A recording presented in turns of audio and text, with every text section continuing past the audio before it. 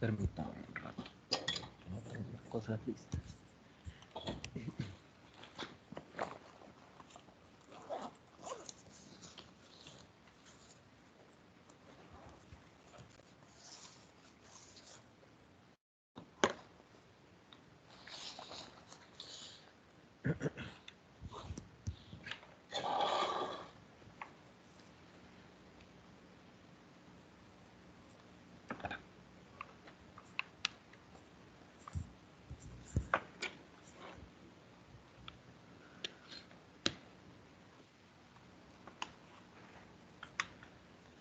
Bien, de lo que vamos a hablar hoy va a ser bien rápido. Básicamente vamos a terminar el tema que teníamos pendiente de capítulo 12. Profesor, no había expo hoy. Sí, pero José no va a poder, que es el único que hace falta. Ah, bueno. Entonces, sí, va a ser mañana. Bueno, em, entonces ya hemos hablado de, de la forma en la que se producen radionúclidos. Pues ustedes saben que hay diversas maneras, ¿verdad? No solo a partir de neutrones. Eh, digamos que el convencional es activación neutrónica o enriquecimiento de los núcleos con neutrones. No obstante, pues esta producción puede darse de diversas formas. Incluso pues ustedes saben que hay en aceleradores se puede producir nuevos elementos con protones acelerados u otros iones más pesados, ¿verdad? Como el deuterio, el tritio o núcleos de helio. Ahora bien, lo que nosotros hemos mencionado sobre la activación neutrónica y, y bueno, en eso ha radicado prácticamente todo el capítulo 12, es aquellos escenarios en donde pueden modelarse eh, los, las transiciones de un núcleo con menor cantidad de neutrones a un núcleo con mayor. Entonces teníamos dos modelos, ¿verdad? Por ahí ya los vimos, no los encuentro ahorita. Teníamos dos modelos, el primero era el que mencionábamos cuando eh, teníamos una abundancia relativa inicial de núcleos blanco grande, ¿verdad? Una abundancia grande, relativa. Mencionábamos que eso en general iba a ser constante, pero notábamos que en realidad no sucedía en todos los casos. O sea, no podíamos representarlo bajo ese modelo en todos los casos. Y entonces hablábamos de otro modelo, a ese le llamábamos el modelo de saturación. eh, y entonces mencionábamos otro modelo que era el de agotamiento o depresión, en donde ya la cantidad de núcleos iniciales son finitos, ¿verdad? Y disminuyen en función de la tasa de activación o el factor de activación nuclear. Y eso, pues teníamos una reacción algo así como padre, hijo, nieto, pensando que, bueno, el padre eran los núcleos iniciales, en principio eran estables, el hijo iba a ser el núcleo enriquecido, probablemente inestable, con una tasa de decaimiento. Ahora, lo que no teníamos en cuenta hasta el momento era la forma en la que se debía tener en consideración la activación o el enriquecimiento en cadena del hijo, ¿verdad? Es decir, tendríamos un escenario como este en donde, ¿verdad? Tenemos el padre que ha sido enriquecido de tal manera que pasa a ser un núcleo hijo, ¿verdad? Con mayor número de nucleones. Ese núcleo hijo puede decaer, ¿verdad? Así que esto decaerá en un núcleo nieto, posiblemente inestable.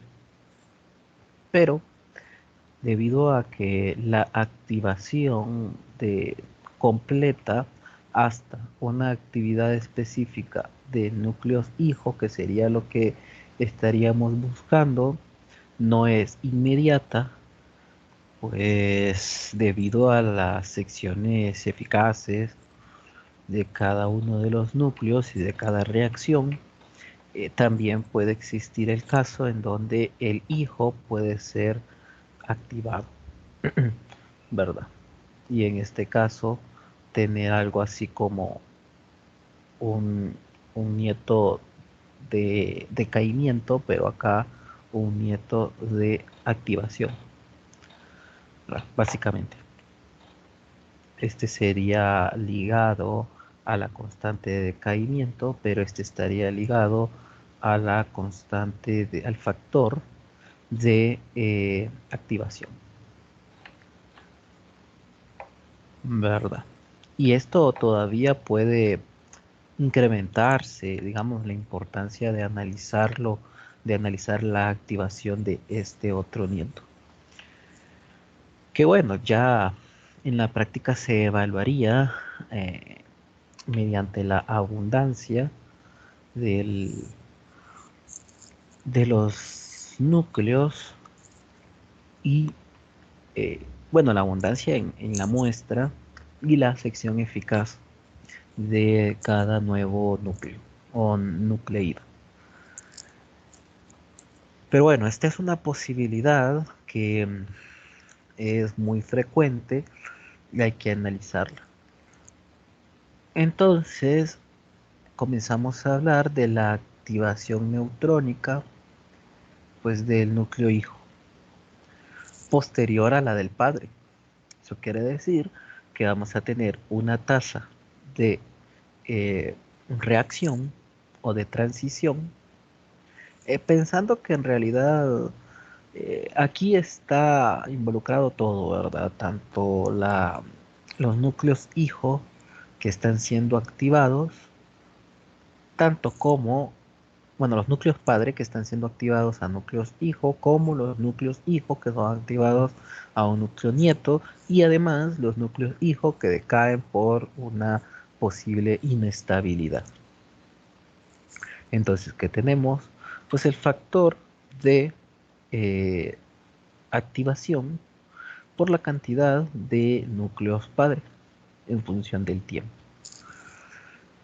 Luego le quitaríamos a esa tasa pues una cantidad de núcleos hijo que decaen con esta constante de decaimiento. Y además hay que, dependiendo, ¿verdad?, de cómo sea el impacto, también pensar en la cantidad de núcleos hijo que van a ser activados en función de el flujo, ¿verdad? Que en principio se maneja constante para ambos casos, tanto para este como para este. Fíjense que no hay un cambio en la afluencia, em, más que nada por la probabilidad, ¿verdad? Así que lo que tenemos es la probabilidad un, de un neutrón, ¿verdad?, que viaja junto con el haz, pero tenemos la probabilidad de un neutrón y la probabilidad de ese neutrón de realizar una reacción es la sección eficaz por la cantidad, el número de blancos que se tengan, pues simplemente, ¿verdad? Por eso esto se mantiene constante. Entonces la sección eficaz ahora del núcleo hijo y la afluencia de neutrones. Entonces, notar que pues aquí simplemente se tendrá la cantidad de núcleos hijo posteriores a la activación del núcleo padre, por lo que esto puede em, relacionarse o simplificarse en una suma de estos parámetros. Por un lado, la tasa de desintegración o la constante de desintegración de los núcleos hijo, y la otra, por otro lado, el factor de activación de los núcleos hijo. A esto pues le llamamos una nueva tasa, lambda, que bueno, que va a depender de que en principio va a ser como una cantidad de reducción, ¿no? O una velocidad con la que los núcleos hijo reducen en su abundancia, ¿verdad? Se reducen en su abundancia.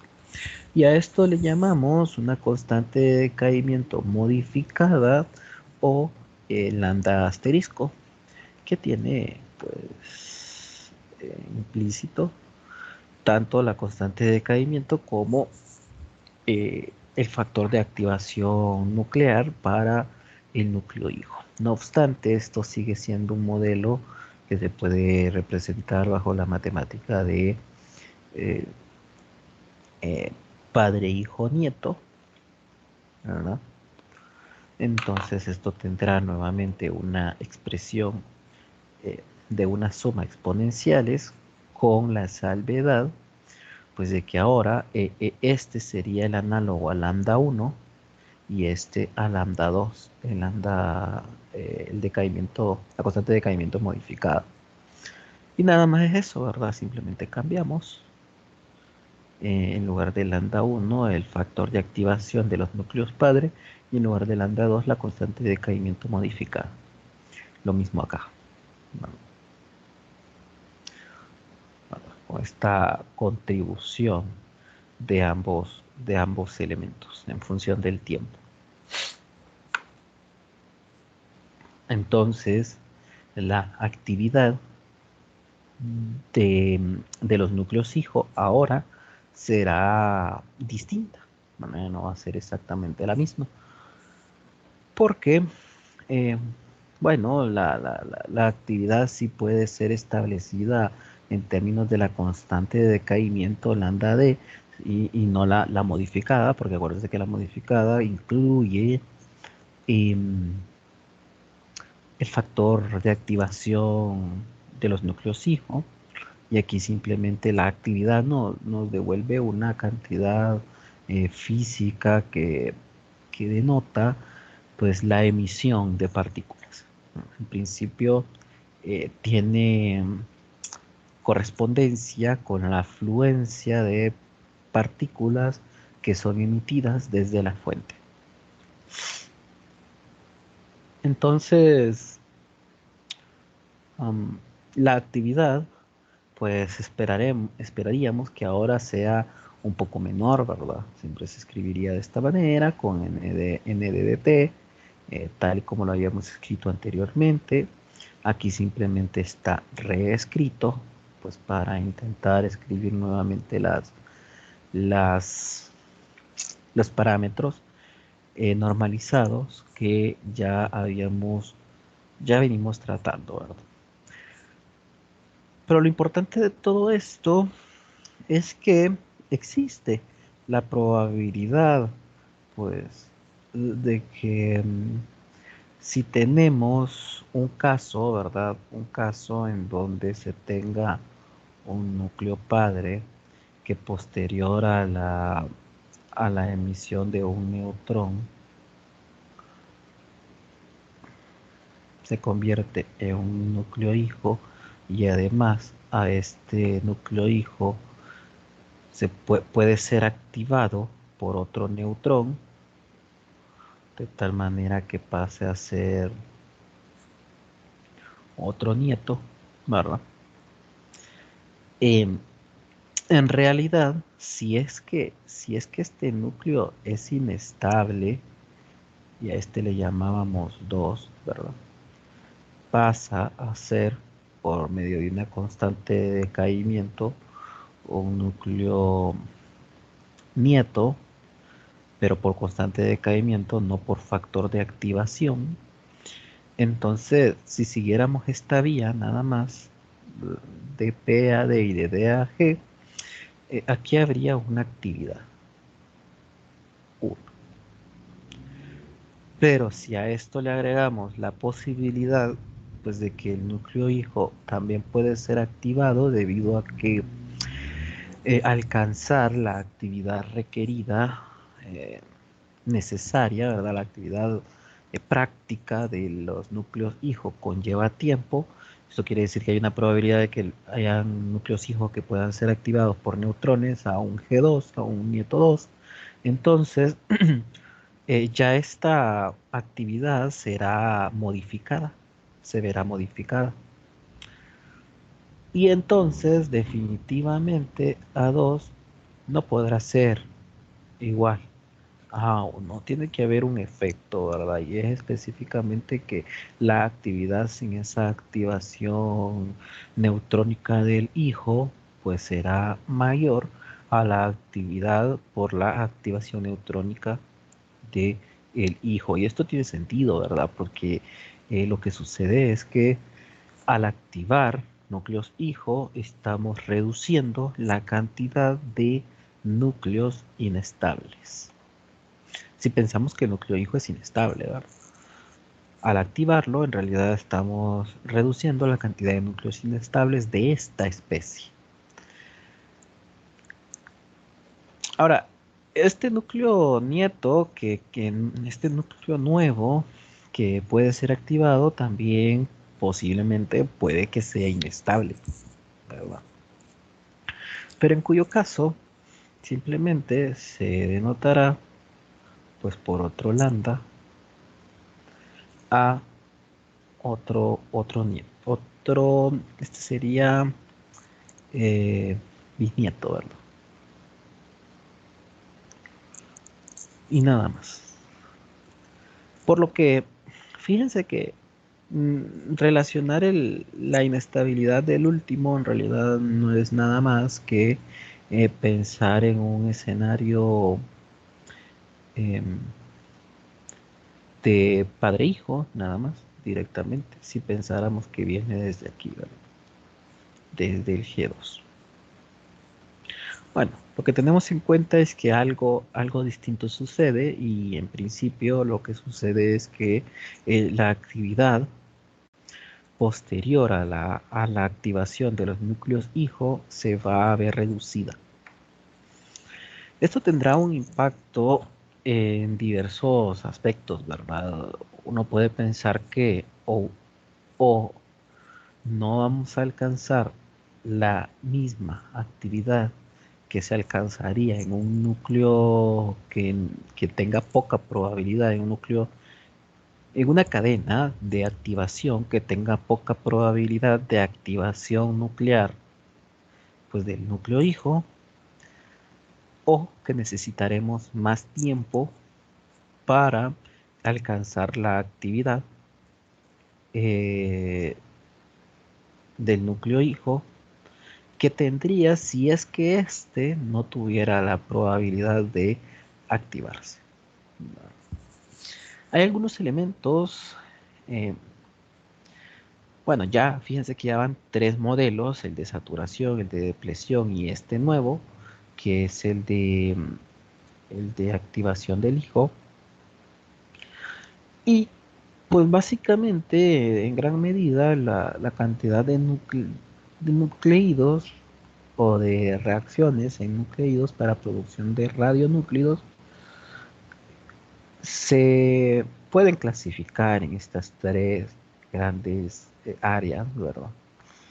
El caso en el que se puede utilizar el modelo de saturación, nosotros ya vimos uno, que era el del molibdeno. Si no recordemos las gráficas, creo que por aquí han de andar. acá, ¿verdad? Mirábamos que el del molibdeno sigue una línea recta, ¿verdad? De la actividad específica con respecto a la afluencia de neutrones. Esto lo que nos indica es que se cumple, digamos que puede ser modelado muy bien hasta grandes tasas de fluencia neutrónica. Evidentemente esto en algún momento va a tomar también la curva hasta un valor asintótico, pero en la mayoría de casos que se puede tener de fluencia de neutrones, recordar que de cualquier manera es difícil tener alta fluencia de neutrones. eh, entonces, para un número, esto ya se considera un número bien grande comparado con los neutrones. Entonces, el molibdeno sí puede eh, modelarse con el modelo de saturación. Se puede seguir el comportamiento del modelo de saturación. Más allá de que, bueno, si aumentamos esta fluencia de neutrones, en algún momento va a dejar de funcionar el modelo de saturación. Pero diferente al del iridio y el cobalto, en donde pues prácticamente el modelo de saturación lo podríamos analizar si tenemos una fluencia, bueno, bastante baja. Esto es un número bastante bajo para la fluencia de neutrones. Eh,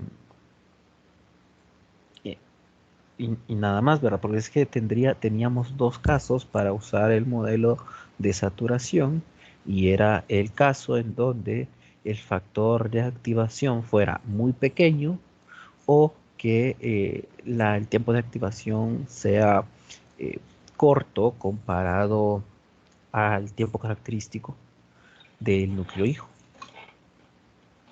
¿verdad? Así que pues simplemente nos serviría para un tiempito corto, por así decirlo, y después ya deja de funcionar el modelo de saturación. Ahora, nosotros notábamos algo distinto acá. En principio le asociábamos esto a la sección eficaz del iridio 192 y del cobalto 60, eh, bueno, que en cuyo caso es la sección eficaz del iridio 191 y el cobalto 59, ¿verdad? Em, esta diferencia, ¿verdad? De que a medida, pues, aumenta la afluencia de neutrones, pues parece ser que hay una diferencia entre la actividad específica. Recordar que esta actividad es, pues, en términos de por unidad de masa, entre la actividad específica entre el iridio 192 y el cobalto 60, ¿verdad? Pues con este último modelo vamos a entender un poco más y es que hay uno que eh, no obedece tanto, uno de estos dos, que no obedece tanto al modelo de depresión debido a que este núcleo hijo tiene alta probabilidad de ser activado, ¿verdad? Y es el caso del iridio 192. Ya lo vamos a ver. Siguiendo con esto, entonces tendremos nuevos parámetros que a todos se les va colocando el asterisco, como este, ¿verdad? Como esta K asterisco, que es la relación entre las secciones eficaces, pues del núcleo padre y del núcleo hijo.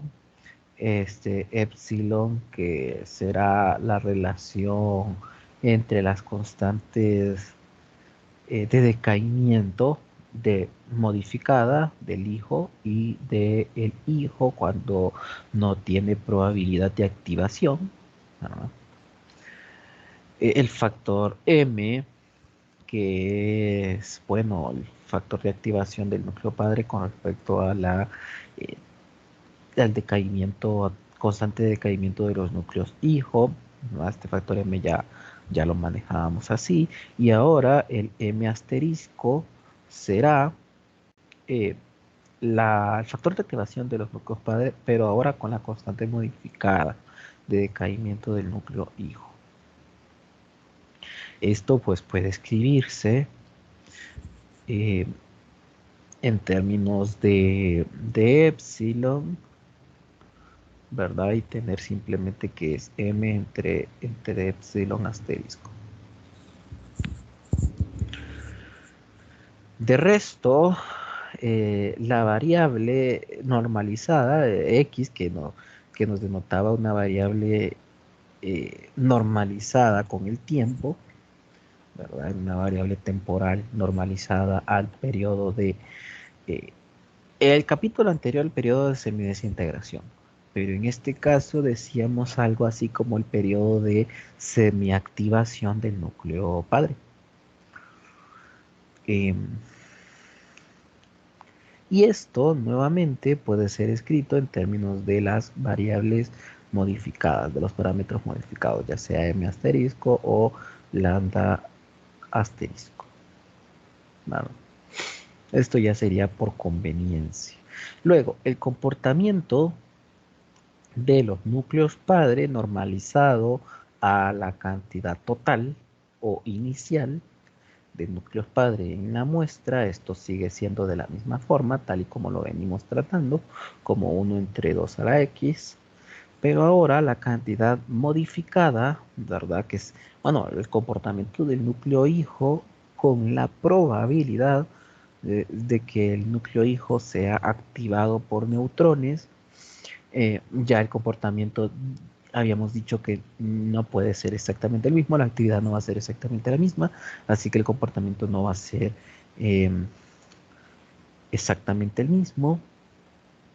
Y entonces tendremos la actividad del núcleo hijo, que será descrito de esta forma, ¿verdad? Ya sea de esta o de esta, ¿no? Eh, relativo eh, a la cantidad de núcleos iniciales que pueden ser activados, ¿verdad? Eso es lo que nos estaría diciendo esto, la cantidad de núcleos iniciales que tienen la capacidad o que esperan ser activados. Bueno, esto nuevamente se puede escribir como en términos de epsilon asterisco y m asterisco. Y esto de AD sobre NP, luego de sustituir esta expresión, ¿verdad? Nos queda algo que nosotros pues ya reconocemos como 1 entre 2x menos 1 entre 2 a la x sobre m, pero esta vez es la variable modificada, el parámetro m modificado. Vale. Entonces, debido a esto, podemos sacar nuevamente un tiempo característico. Esto está relacionado con el tiempo característico, ¿verdad? No es exactamente el tiempo característico, pero tiene relación con el tiempo característico. En términos de el parámetro m asterisco, fíjense que es muy similar a lo que teníamos antes. Para el tiempo característico para una reacción sin la activación de los núcleos hijo, pero ahora esto tiene que cambiar. Esto va a cambiar, va a ser otro tiempo y no necesariamente la actividad máxima que vamos a determinar en este caso será exactamente igual a la actividad máxima que obtendríamos si el núcleo hijo no se activa por neutrones, ¿verdad? En principio nosotros podemos relacionar que esa actividad va a ser menor, porque en realidad se reduce la cantidad de núcleos inestables al ser activados. Entonces, finalmente podemos expresar la actividad específica o actividad másica máxima simplemente dividiendo entre la masa o teniendo en cuenta que la cantidad de núcleos sobre la masa puede ser escrito en términos del número de Avogadro y el número másico o el número de nucleones del padre. Y el comportamiento, ¿verdad? El comportamiento de Em, Esto estaría relacionado con la actividad máxima alcanzada por el núcleo hijo, incluso si el núcleo hijo puede activarse, y la afluencia, ¿verdad? Ahora esto de acá es simplemente reescribir todo en términos de estos parámetros. Nada más. Que no hay problema porque simplemente sustituimos este de acá.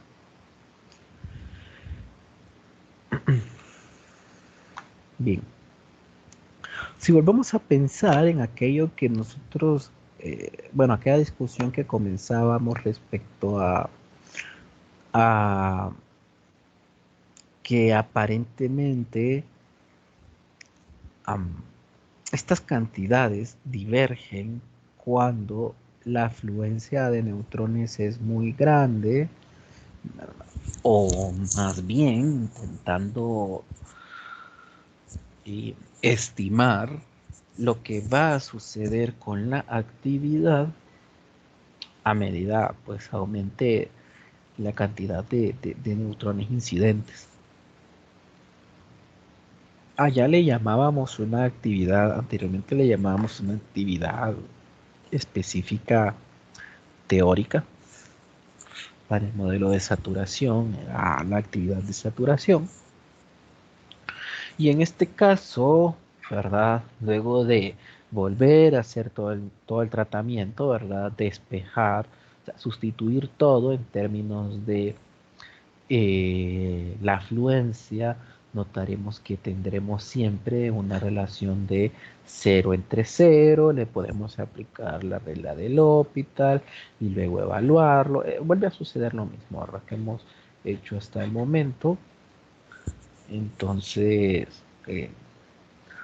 esto nos va a quedar de esta forma, ¿verdad? En función de las constantes, perdón, las secciones eficaces de activación, tanto del padre como del hijo.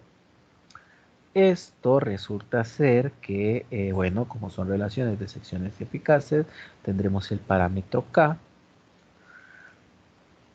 ¿verdad? Y este término de acá ya, ya lo habíamos representado como una actividad específica teórica, que iba a ser la máxima alcanzable cuando la afluencia de neutrones se acercaba al infinito. Esto nunca iba a ser alcanzado, ¿verdad? A lo sumo lo que hacíamos era tener una representación de un factor que nos daba cuánto, ¿verdad? Ese factor iba a estar entre 0 y 1, y nos decía cuánto de la actividad teórica era alcanzable. Bueno, y a este otro término que vuelve a ser pues una constante, solo que en términos de secciones eficaces, ¿verdad? Entonces este valor, este parámetro G, ¿verdad? Que bueno, está definido aquí, G de K. Simplemente es una función que depende de las secciones eficaces.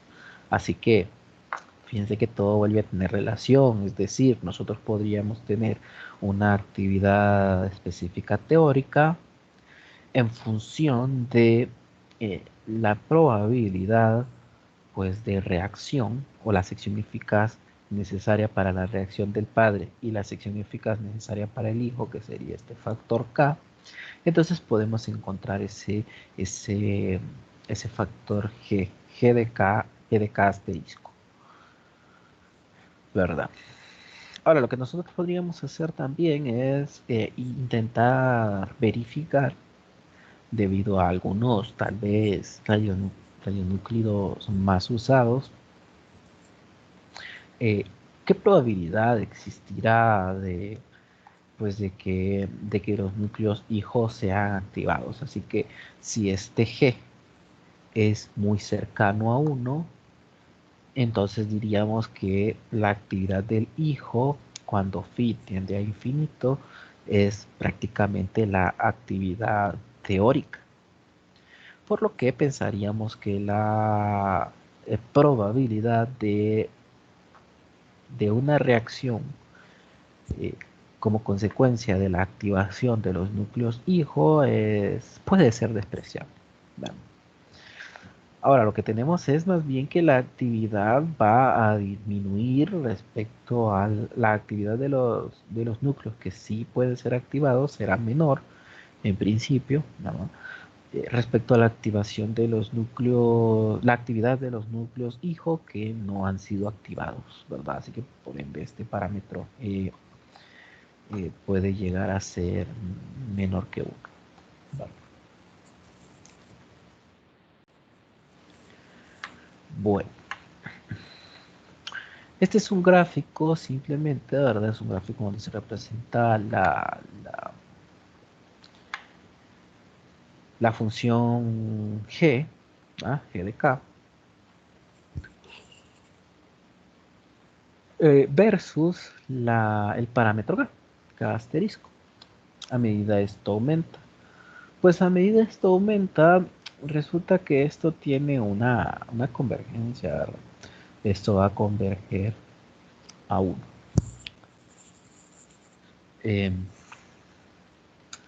Y bueno, el comportamiento parece ser algo así como de una sigmoide. De este lado tendríamos el escenario en donde sigma p es menor a sigma d, por tanto el k asterisco es menor que 1, ¿no? Este caso de acá, o el caso de la derecha es cuando sigma p es mayor que sigma d. O sea que k es mayor que 1. Pues, ¿qué estamos diciendo aquí? Si pensáramos que hay una... si pensáramos que la abundancia va en función de la cantidad de núcleos que son activados, de núcleos padre que son activados, ahora la abundancia de los núcleos padre va a disminuir, mientras la abundancia de los núcleos hijo va a aumentar. Pero esto nos describe simplemente las relaciones entre las secciones eficaces del padre y del hijo. Si es mucho menos probable que bueno, esto nos da la probabilidad de reacción, ¿verdad? Si la sección eficaz del padre es menor que la sección eficaz del hijo, pues quiere decir que este K siempre va a ser menor que 1. Es decir, se van a comenzar a activar núcleos padre, pero habrá una mayor tasa de reacción para los núcleos hijo. Entonces, la actividad, ese parámetro de G, perdón, ese parámetro de K, va a ser menor que 1, va a estar ya representado a partir de aquí, va a ser menor que 1, y entonces la actividad se reduciría por lo menos en un factor de este tipo, ¿verdad? De E a la menos 1. Bien, ahora si lo que nosotros pensamos es que la sección eficaz del padre es mayor que la sección eficaz del hijo, entonces pues tendremos, esto comenzará la reacción de los núcleos padre y por más abundancia que haya de los núcleos hijo, siempre habrá una mayor tasa de reacción para los núcleos padre. Esto quiere decir que el núcleo hijo no es activado tantas veces al menos, ¿verdad? Tanto como lo sería el padre. Entonces este factor K asterisco es mayor que 1 y entonces aquí comienza el comportamiento de K mayor que 1 y entonces la actividad de, del núcleo hijo, ¿verdad? En dependencia de cuál sea la diferencia, ¿verdad? Entre sigma P y sigma D, tendrá una reducción máxima de la actividad por este factor, ¿verdad? Una reducción por este factor. Entonces, miremos los contrastes. Por este lado, tenemos una reducción, por lo menos se va a reducir hasta este valor, y de ahí para abajo. Pero para K mayor que 1, a lo sumo se va a reducir este valor, ¿verdad? Y de ahí para arriba. Por lo que cada vez que tengamos menor diferencia entre sigma p, mejor dicho, si tenemos la menor diferencia, quiere decir que sigma p es igual a sigma d. Sería este caso, ¿verdad? De que estaríamos exactamente en este valor.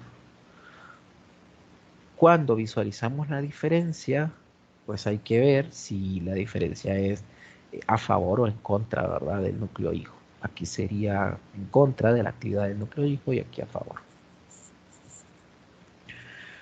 Bien, ¿alguna pregunta?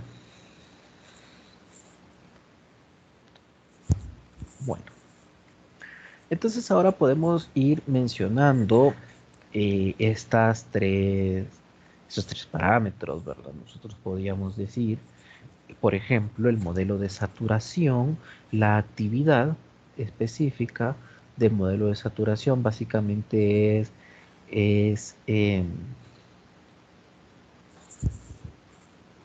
divergente, ¿verdad?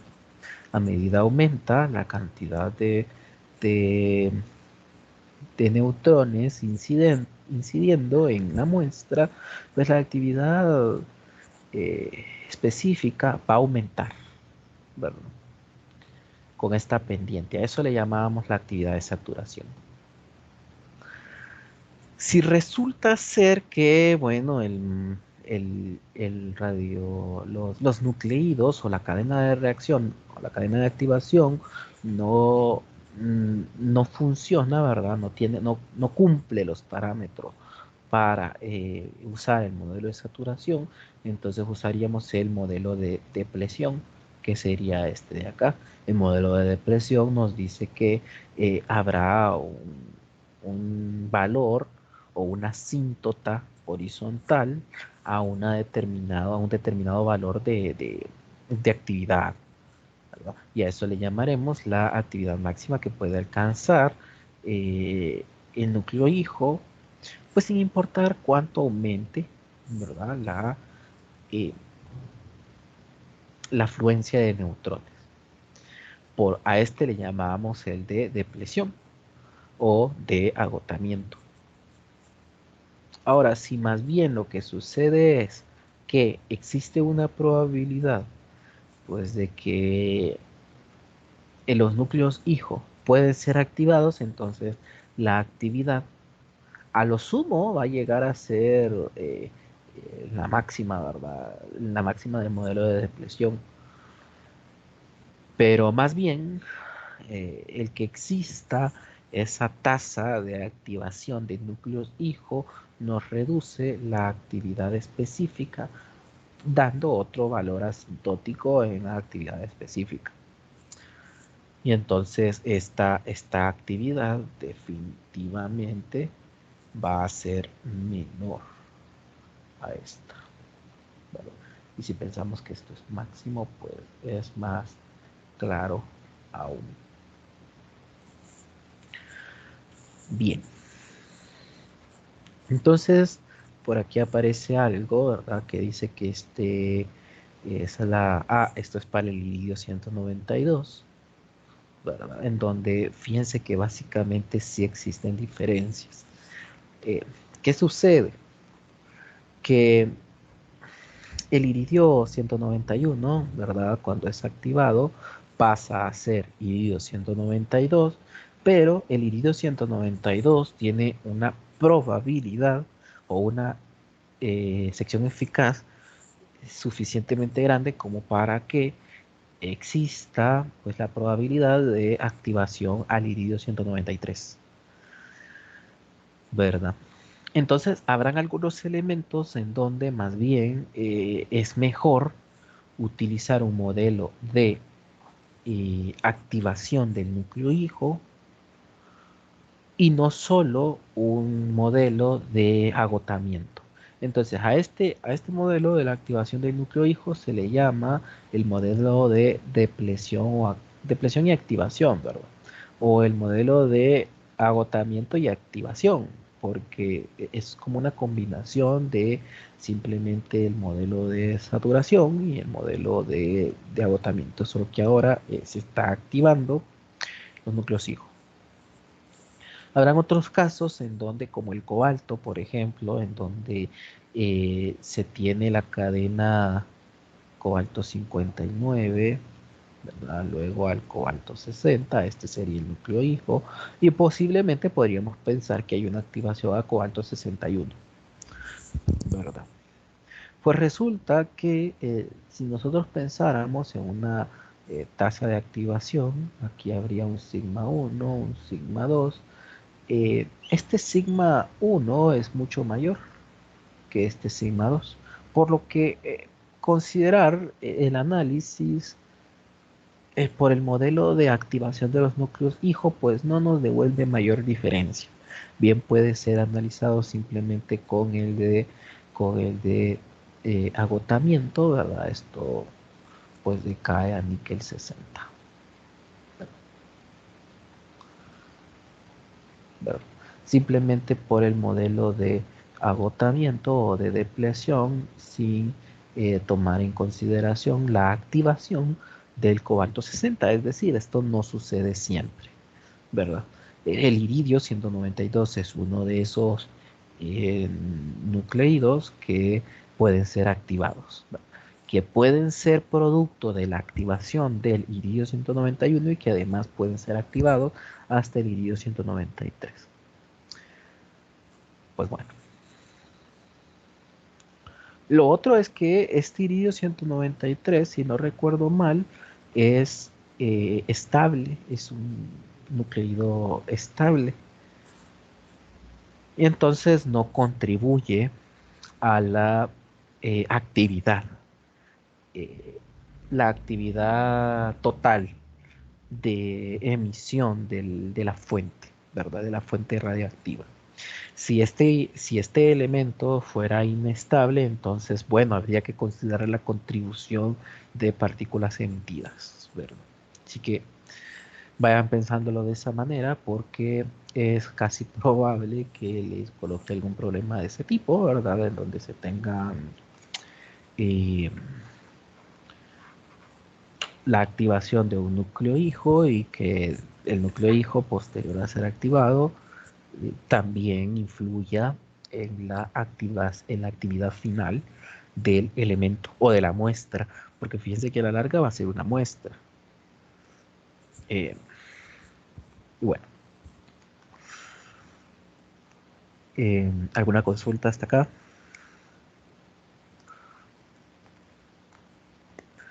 Pues estas son unas imágenes que yo tenía guardadas ahí de cuando saqué la maestría.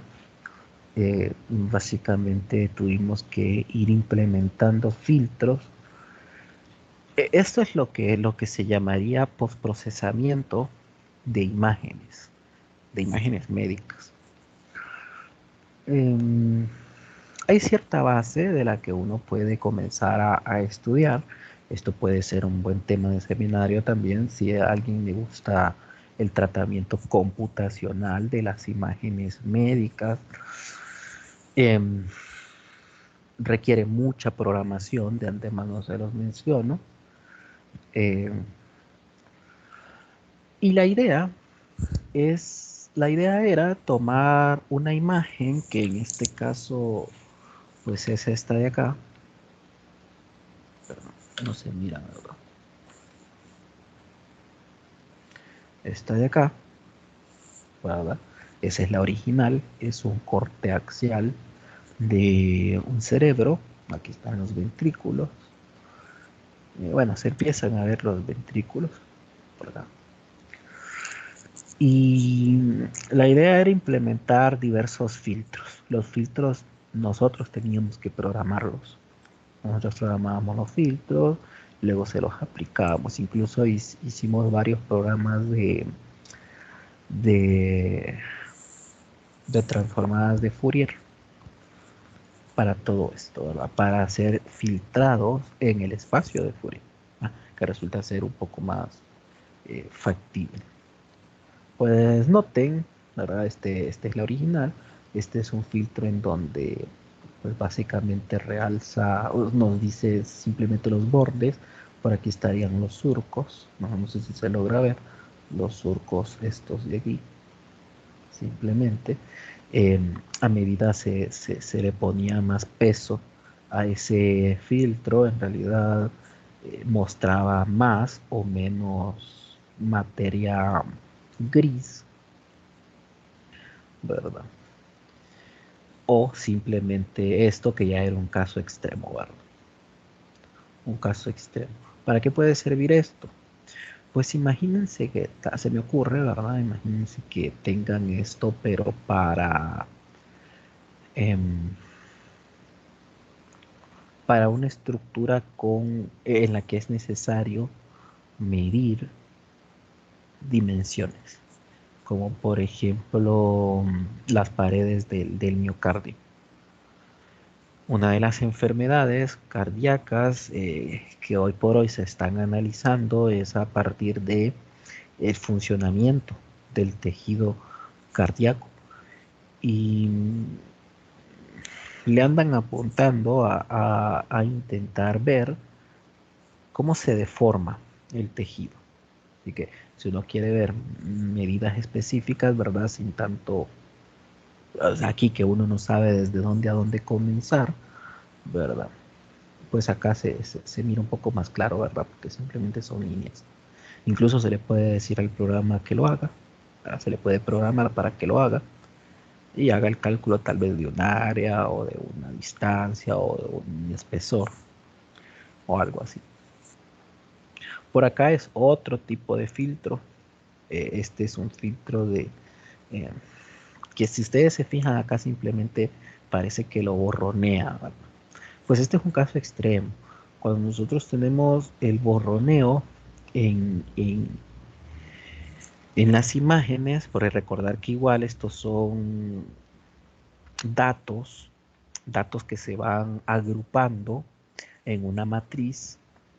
Estos datos pueden estar plagados de ruido y los filtros que ayudan a borronear las estructuras suelen reducir la cantidad de ruido también, ¿verdad?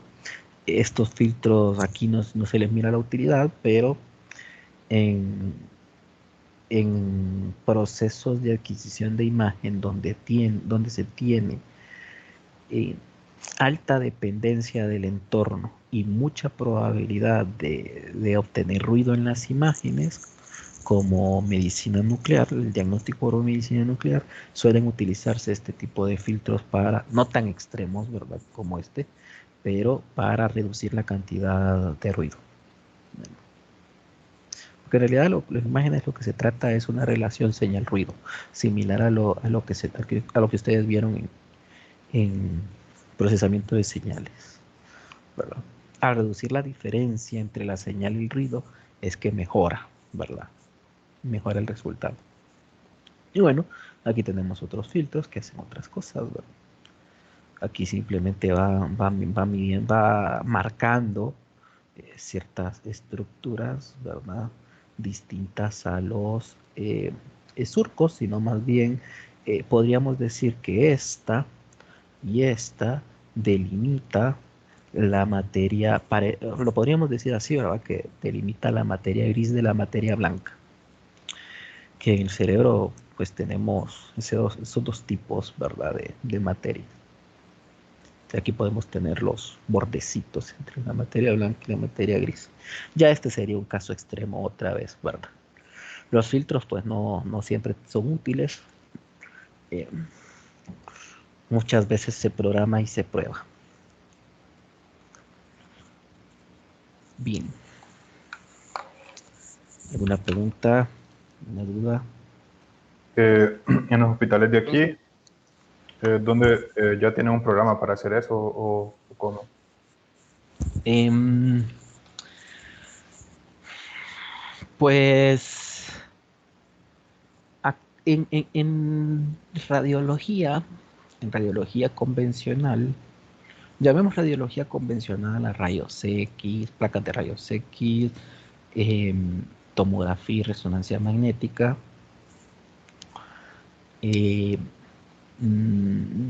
Por lo general, si se quiere, ¿verdad? Pero eso para fines de investigación, los hospitales pueden pedir al fabricante que les venda las licencias para que el software eh, venga precargado con algunos filtros, ¿verdad? Pero serían para cuestiones de investigación, cosa que bueno, como ustedes se lo imaginarán, no sucede mucho, ¿verdad? O no sucede, mejor dicho, en nuestro país. Para cuestiones de medicina nuclear, sí, es prácticamente eh, obligatorio que el software que maneja, con el que se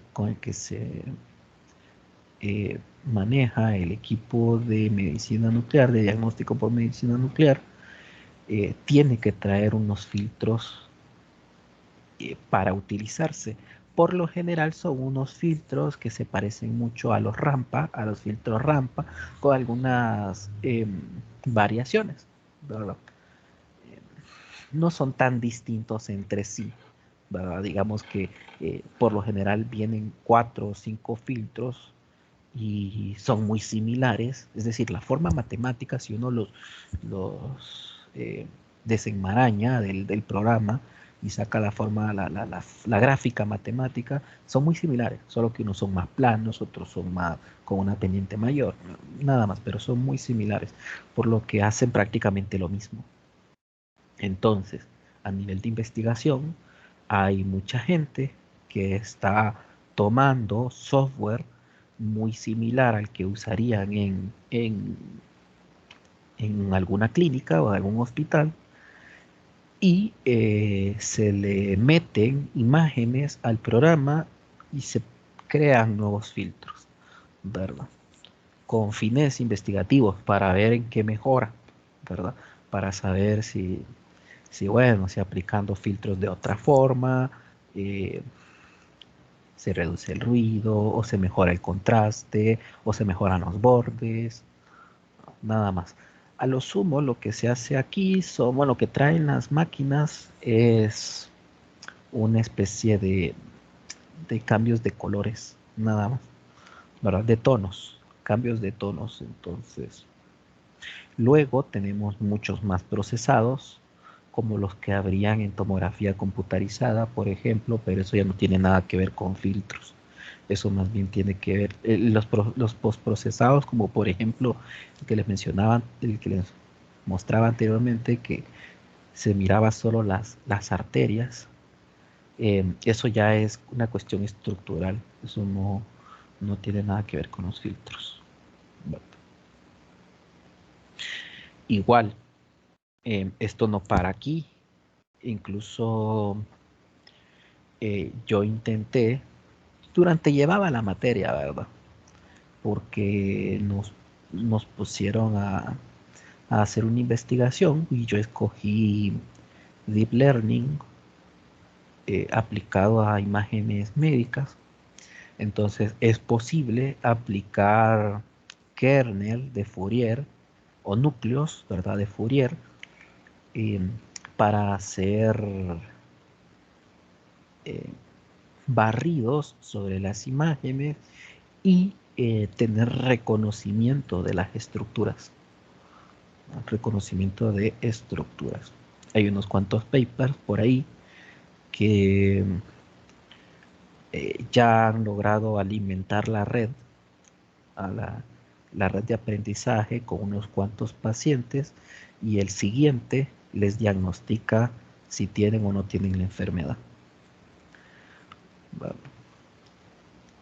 eso es bien controvertido, ¿verdad? Porque en realidad hace creer que la presencia del médico cada vez es más inútil en la clínica.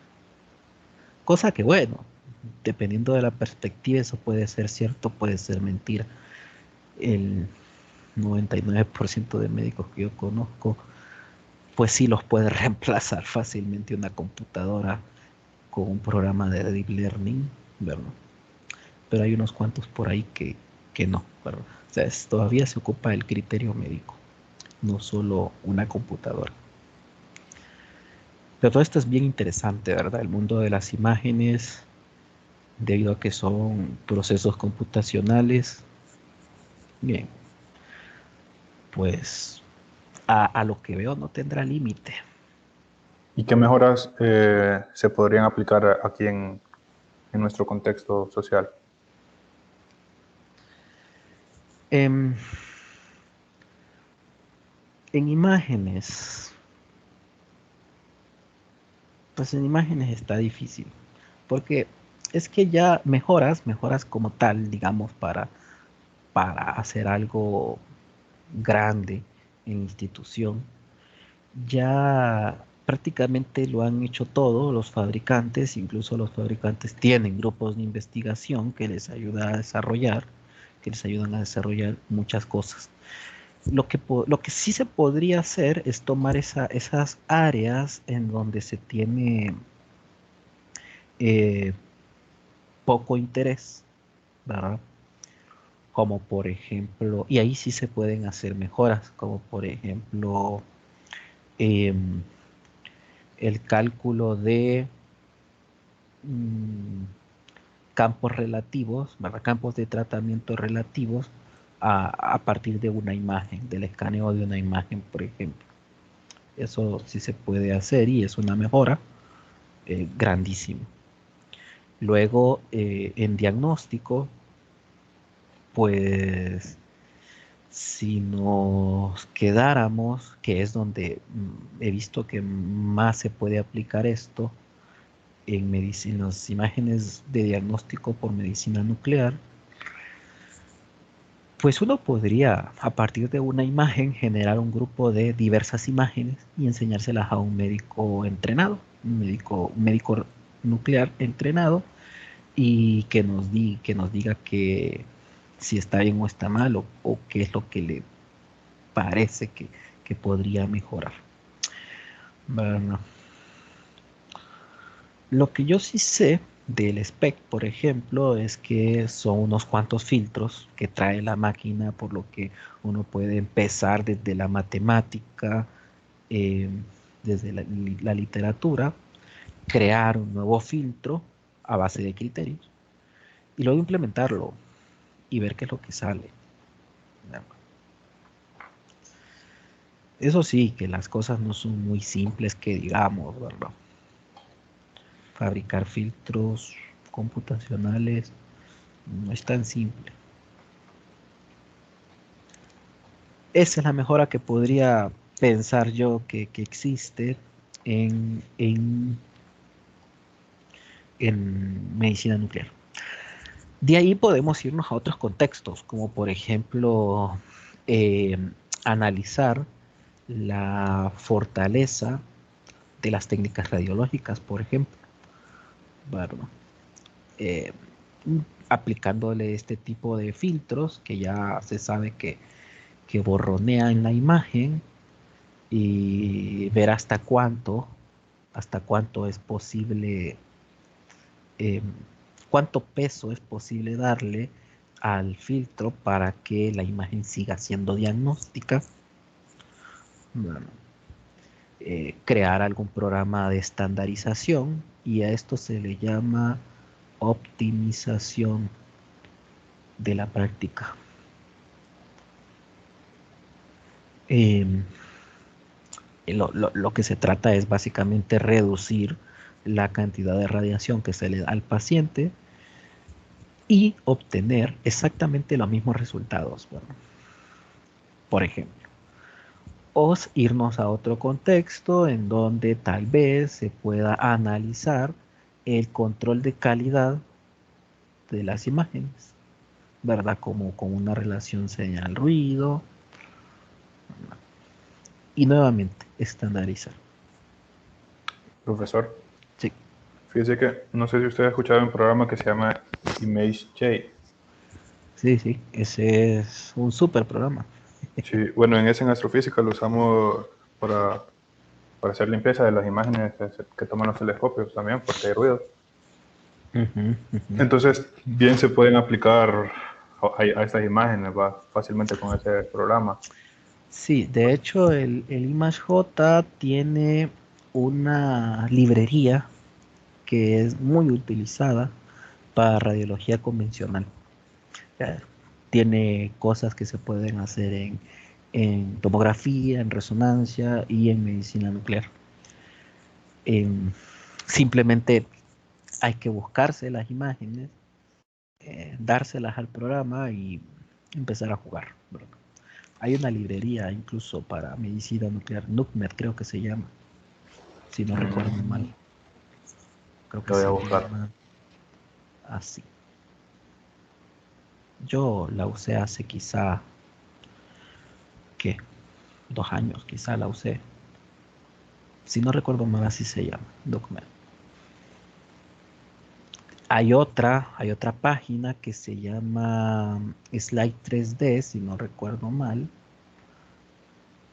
en donde lo bueno esta es una página web en donde se pueden extraer imágenes, es decir, uno puede, tiene un repositorio de imágenes y uno las puede descargar gratuitamente.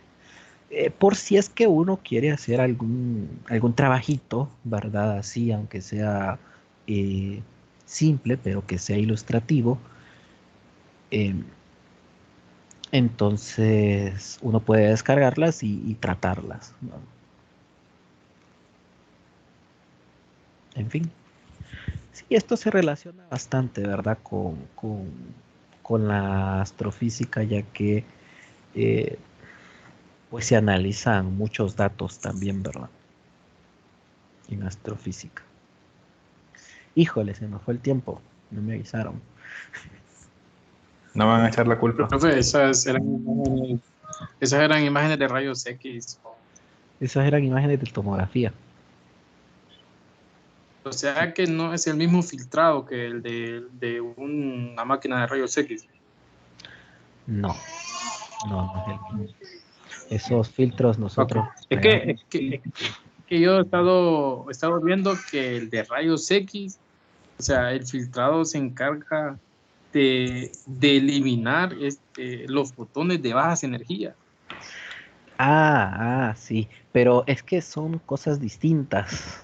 Es cierto, ahí en rayos X, por ejemplo, le llaman, incluso en tomografía, incluso en aceleradores, ustedes van a encontrar en la estructura de la máquina que hay algo que se le llama filtro, ¿verdad? Y es una plaquita, puede ser de un metal, puede ser de zinc, puede ser de oro, puede ser de tungsteno.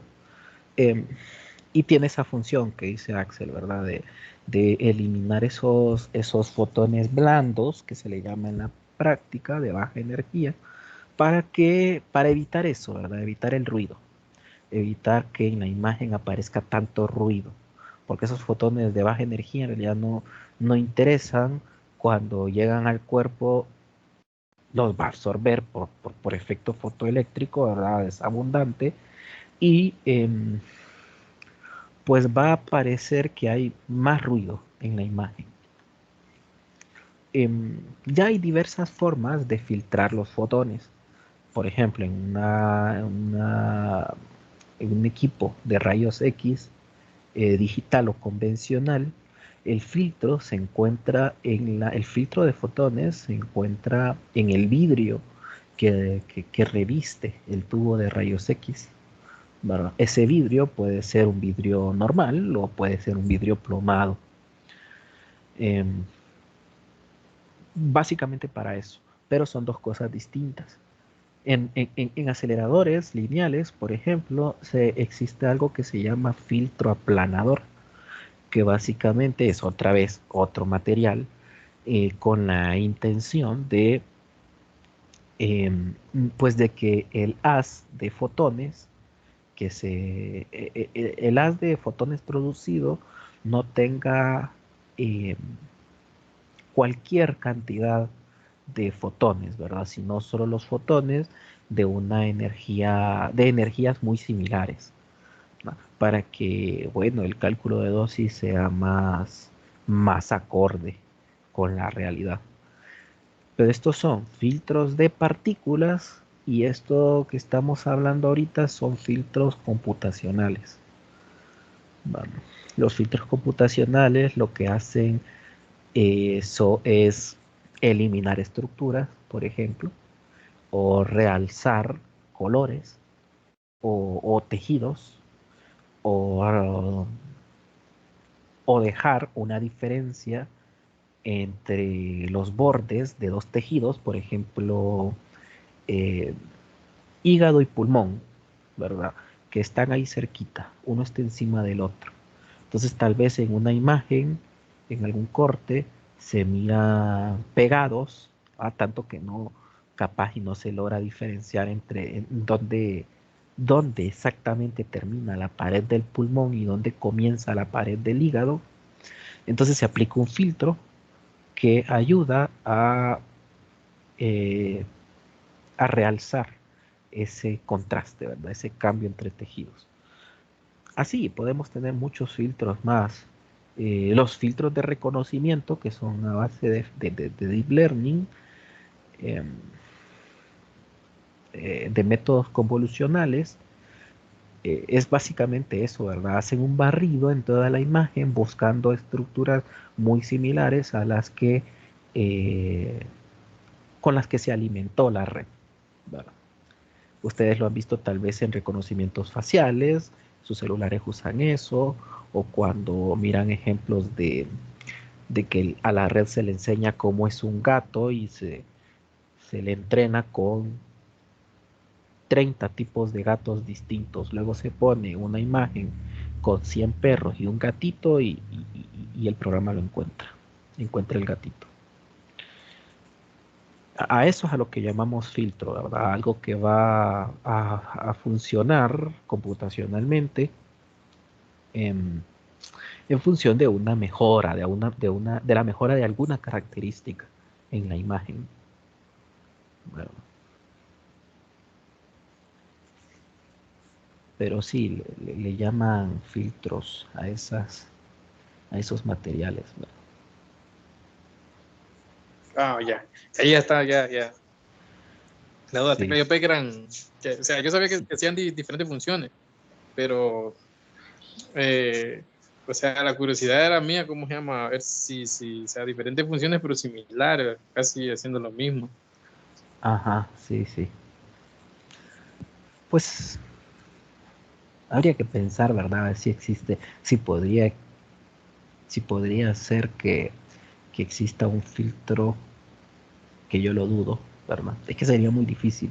Un filtro computacional que quite cierta información de baja energía, ¿verdad? Proveniente de fotones de baja energía. Tal vez probabilísticamente se podría hacer, así como una distribución de probabilidad normal en toda la imagen y bueno, quitar de todo un poco, pero no sé qué tan bueno sea eso. Bien, ¿alguna otra consulta, duda?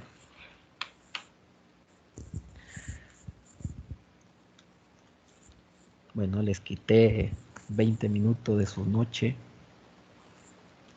Mañana nos quedamos para la exposición de José y, y listo. Entonces, pasen feliz noche. Nos reunimos mañana.